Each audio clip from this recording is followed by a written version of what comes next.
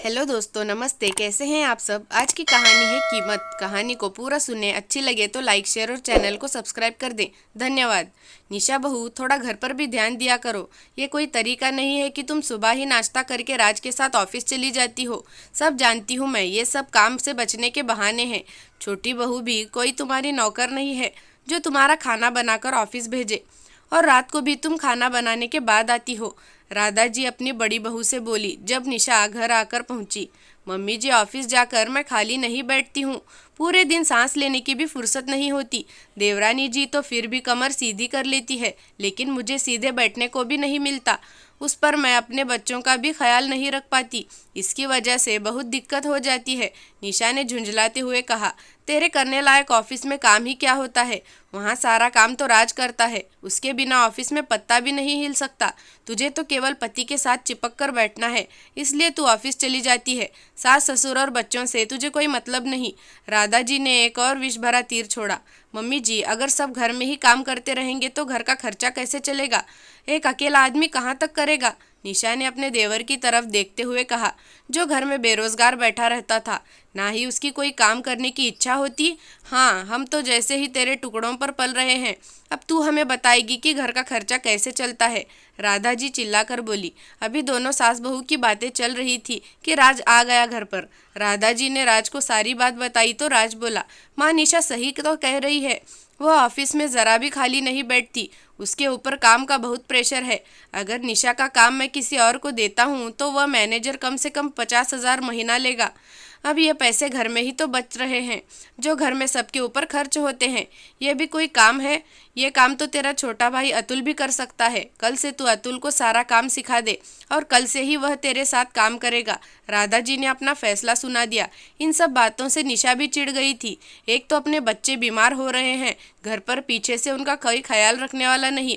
रात दिन काम में घटते रहो, फिर भी सुनने को ये मिले कि ये तो पति के साथ चिपकने को ऑफिस जाती है। काम कुछ आता नहीं इसे। बहुत हुआ अब राज, अब मैं घर पर आराम से रहूंगी। आप कल से देवर जी से काम करा लेना। अब मैं भी घर पर रहकर अपने बच्चों की देखभाल करूंगी, निशा ने कहा और अपने कमरे में आ गई। राज ने अपना सिर पीट लिया, क्योंकि उसे पता था कि अतुल कुछ भी काम नहीं करेगा, उल्टा ऑफिस में आकर सबको डिस्टर्ब करेगा। निशा की जगह किसी को नौकरी पर रखना पड़ेगा। अगले दिन से निशा घर पर आदर्श बहू की तरह रहने लगी। महीने के आखिर में जब राज ने ऑफिस का हिसाब दिया तो उसमें हर महीने से 40,000 कम थे।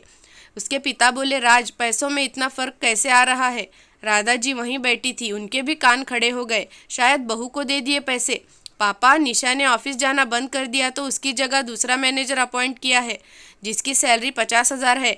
ये महीना शुरू होने के कुछ दिन बाद उसने ज्वाइन किया था तो उसी हिसाब से पैसे काट कर उसे 40,000 सैलरी दी, राज ने बताया। लेकिन तुमने दूसरे एम्प्लॉय को रखा ही क्यों। निशा की जगह अतुल काम देख लेता, राधा जी बोली। अतुल को कोई काम नहीं आता और ना ही वह सीखना चाहता है, बल्कि वह सबके काम को डिस्टर्ब करता है। आपको तो निशा को अपनी आंखों के सामने देखना चाहती थी, उससे रोटी सिखवाना चाहती थी ना। लेकिन माँ, ये काम तो आपकी छोटी बहू भी कर सकती थी। अगर वो ना भी करती तो एक रसोइया रख लेती, तब भी इतना महंगा नहीं पड़ता। अगर अतुल और उसकी बीवी कुछ नहीं कर सकते तो मैं उनका खर्च क्यों करूं।